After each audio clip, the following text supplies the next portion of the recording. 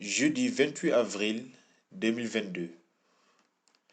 Lecture du livre des Actes des Apôtres, chapitre 5, versets 27 à 33.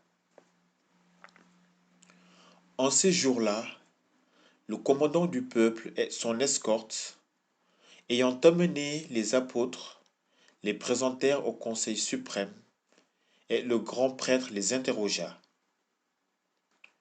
Nous vous avions formellement interdit d'enseigner au nom de celui-là, et voilà que vous remplissez Jérusalem de votre enseignement.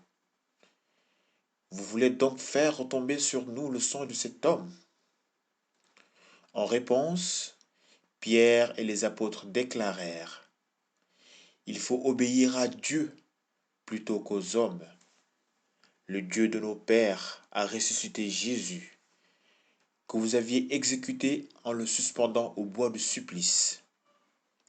C'est lui que Dieu, par sa main droite, a élevé en faisant de lui prince et le sauveur, pour accorder à Israël la conversion et le pardon des péchés.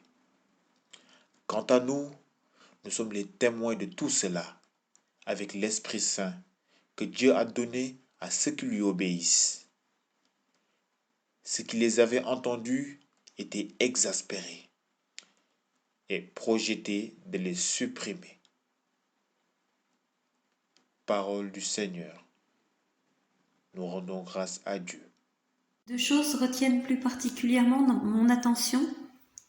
Tout d'abord, la foi de Pierre et des apôtres avec lui.